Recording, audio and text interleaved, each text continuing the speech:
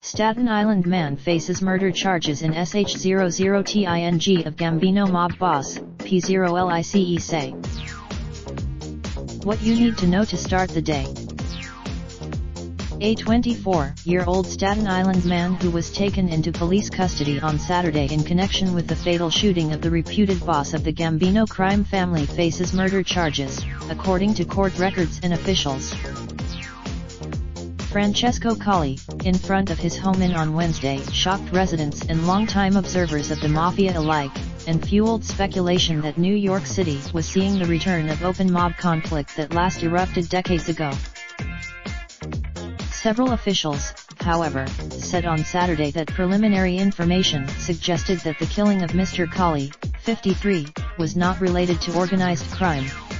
One official cautioned the last time a high-ranking mafia figure like Mr. Colli was murdered was in 1985, when the Gambino chief Paul Castellano was assassinated in front of a high-end Manhattan steakhouse on the orders of John J. Gotti. The hit led to the man the police said was involved in Mr. Colli's death, Anthony Cumolo, was taken into custody in Brick Township, NJ, on Saturday morning, according to multiple sources. He was being held in. The identification and apprehension of Mr. Cumolo did little to clarify the motive behind the shooting. Was he acting alone? Dermot F. Sh. After initially speaking with detectives on Saturday morning, Mr. Cumolo retained a lawyer and refused to give further statements. Court records showed that murder and related charges were filed against Mr. Cumolo and that a case had been docketed. The case appeared in. Two law enforcement officials said Mr. Cumolo had no criminal history but had nonetheless come to the attention of law enforcement before.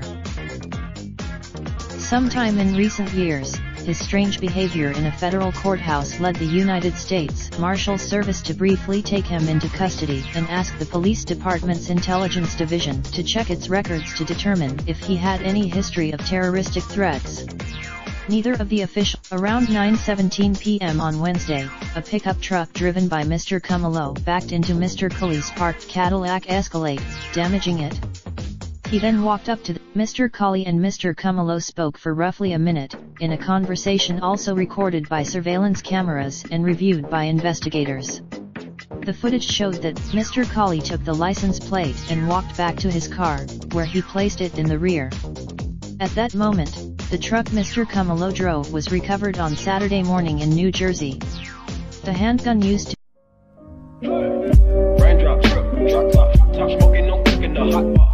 Fucking on your bitch, yeah, that. Looking up, open the park pot.